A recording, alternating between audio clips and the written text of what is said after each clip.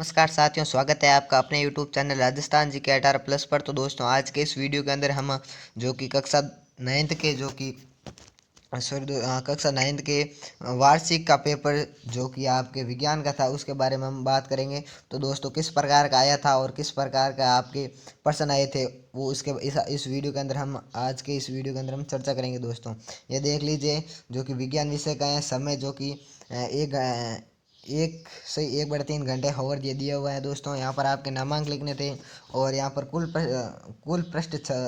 कुल छपे हुए पृष्ठों की संख्या है जो कि आपके 4 दी हुई है और प्रश्नों की संख्या आपके 22 दी हुई है। दोस्तों, अब हम देखते हैं हमारा प्रश्न जो कि हमारा पहला प्रश्न है कि पहला आपके बहु विकल्प प्रश्न है। उसका पहला है कि शुष्क बर्फ कहते हैं। तो दोस्तों, ऑप्शन ए है कि ठोस ऑक्सीजन को, ऑप्शन बी द्रव नाइट्रोजन को, या ऑप्शन सी ठोस नाइट्रोजन नाइट्रोजन डाइऑक्साइड को। तो दोस्तों, इसको आपको बताना था इसका आंसर। तो दोस्तों, इसका आंसर आपको ही बताना था। दोस्तों, अब हम देखते हैं दूसरा प्रश्न इसका ही। तो दूसरा प्रश्न है हमारे जो कि आपके दूसरा है कि वाहनों में ईंधन के रूप में भरी जाने वाली गैस है। तो दोस्तों, ये हो जाएगा वाहनों के ईंधन के रूप में आपके कौन सी गैस भरी जाती है।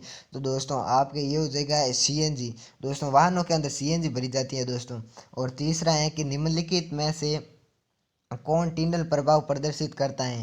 ए है नमक का घोल, ऑप्शन बी है दूध, ऑप्शन सी है स्टोर्च विलियन, ऑप्शन डी है कॉपर सल्फेट का विलियन। तो दोस्तों, इसका आपको सही आंसर बताना था। दोस्तों, तो और अब हम देखते हैं हमारा जो कि चौथा प्रश्न है कि कौन सा तत्व कमरे के ताप पर द्रव अवस्था में पाया जाता है। ऑप्शन ए पारा, option B chlorine, option C carbon, option D oxygen. तो दोस्तों, इसका सही आंसर हो जाएगा हमारे ऑप्शन ए पारा। और अब हम देखते हैं जो हमारे पांचवा है, पहले का पांचवा। तो दोस्तों, पहले का पांचवा आज के इस वीडियो के अंदर हम देखते हैं हमारा पहले का।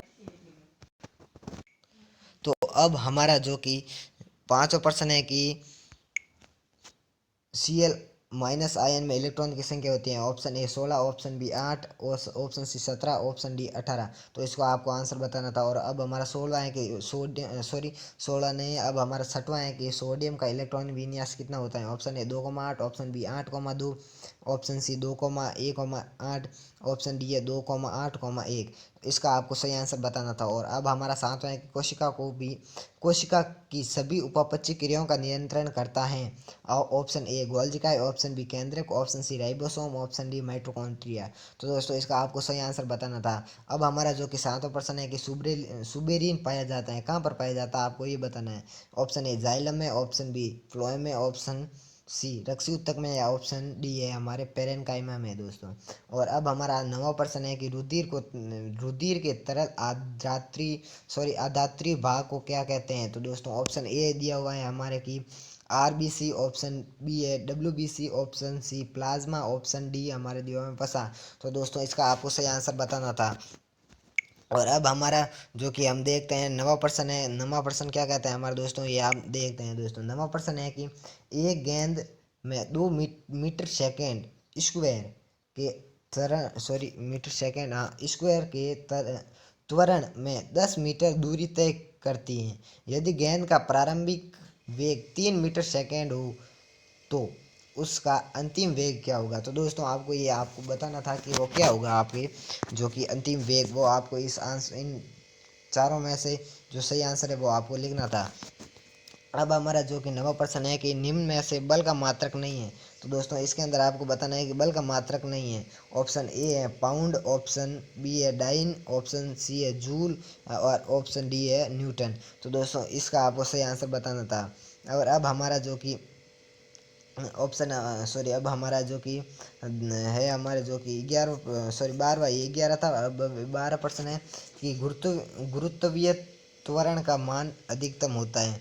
ऑप्शन ए है विषुवत रेखा पर, ऑप्शन बी है ध्रुवों पर, ऑप्शन सी हमारे दिए हुए हैं पहाड़ों की चोटी पर, या ऑप्शन डी हमारे दिया हुआ है कि पृथ्वी की गहराई में। तो दोस्तों, इसका आपको सही आंसर बताना था। और अब हमारा जो कि 13वां प्रश्न है कि अनुप्रस्थ तरंगे संचारित हो सकती हैं।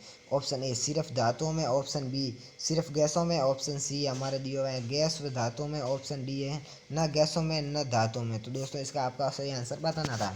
और अब हमारा 14वां प्रश्न है कि कार्बोहाइड्रेट का मुख्य स्रोत है। ऑप्शन ए मूंग, ऑप्शन बी मटर, ऑप्शन सी चावल, ऑप्शन डी चना। तो दोस्तों इसका आपको सही आंसर बताना था, जो कि आपके इसके अंदर से बताना है कि कार्बोहाइड्रेट का मुख्य स्रोत कौन सा होता है दोस्तों। तो दोस्तों ये कार्बोहाइड्रेट का जो कि दालें होती हैं वो होती हैं, यानी चना हो जाएगा दोस्तों। अब हमारा 15वां प्रश्न है कि कवचे मछली है। कवचे मछली ऑप्शन ए है कतला, ऑप्शन बी है रोहू, ऑप्शन सी है ओपस्टर, या ऑप्शन डी है हमारे भेल की। तो दोस्तों इसका आपको आंसर बताना था। और अब हमारा जो कि हमारे यहाँ पर है वो है दोस्तों हमारा जो कि है दूसरा प्रश्न जिसके अंदर हमारे रिक्त स्थान दिए हुए हैं दोस्तों। और तो दोस्तों पहला रिक्त स्थान है कि किसी पदार्थ की अवस्था परिवर्तन के दौरान उसका खाली जगह स्थिर रहता है। तो दोस्तों इसका क्या रहता है स्तर, वो आपको लिखना था। और किसी तत्व में द्रव्यमान प्रति इकाई आयतन को कहते हैं, वो आपको बताना था। और हमारा तीसरा है कि विलयन का एक मिश्रण है। विलयन का एक मिश्रण है।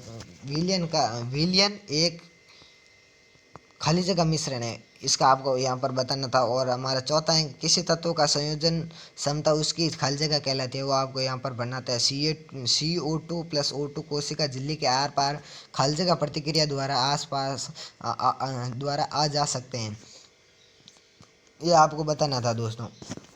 अब हमारा जो कि छठा है इसका कि किया गया कार्य बल तथा विस्थापन के खाली जगह के बराबर होते हैं दोस्तों, ये आपको बताना था।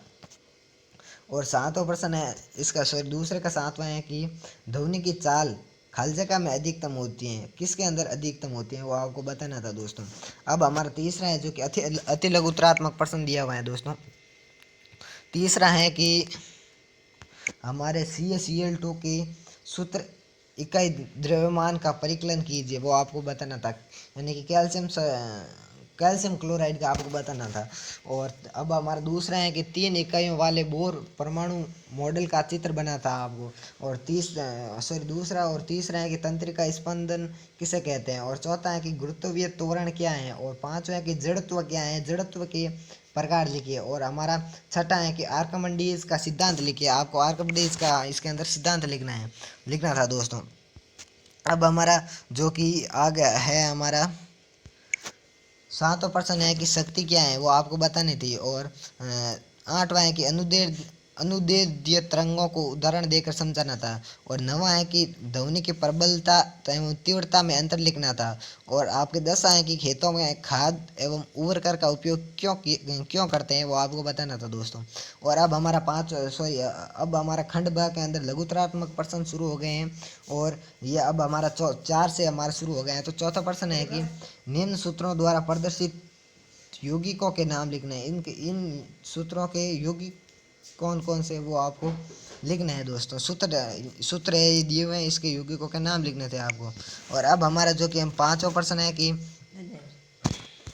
अब हमारा 5वां प्रश्न है कि विभिन्न कक्षाओं में इलेक्ट्रॉन नियंत्रण नियम लिखना है। तो लिखना है वो आपको लिखना था। और छठा है कि चिकनी अंतर प्रदवी जालिका एवं खुरदरी अंतर प्रदवी जालिका में अंतर लिखना था दोस्तों। और 7वां है कि आपादक कोशिका का नामांकित चित्र बनाता था। और 8वां है कि रुधिर क्या है, रुधिर के विभिन्न घटकों के नाम लिखना। और 9वां है कि चाल एवं वेग में अंतर लिखिए। तो इसके अंदर आपको चाल एवं वेग के अंदर अंतर लिखना था। और 10वां है कि बल एवं संवेग में संबंध स्थापित करना था। और बल और संवेग में संबंध स्थापित करना था दोस्तों। अब हमारा 11वां प्रश्न है कि 11वें के अंदर हमारे दिए है कि गुरुत्वीय त्वरण जी स्थिरांक जी पृथ्वी का द्रव्यमान m और पृथ्वी की त्रिज्या r c में संबंध स्थापित कीजिए। तो दोस्तों इसके अंदर आपको संबंध स्थापित करना था। और अब हमारा 12वां है कि बल द्वारा धनात्मक एवं ऋणात्मक कार्य कब होता है, प्रत्येक का एक एक उदाहरण देना था आपको। और 13वां है कि मच्छर की आवाज़ में आवाज़ शेर की आवाज़ से तीखी क्यों होती है, वो आपको बताना था। और 14वां है हमारे कि क्या कारण है कि महिलाओं की आवाज़ पतली एवं पुरुषों की आवाज़ मोटी होती है दोस्तों। और अब हमारा जो कि 15वां है कि दीप्तकाल क्या है, इस आधार पर वर्ष में फसलों का नियंत्रण कैसे करते हैं, सॉरी नियंत्रण नहीं, निर्धारण कैसे करते हैं।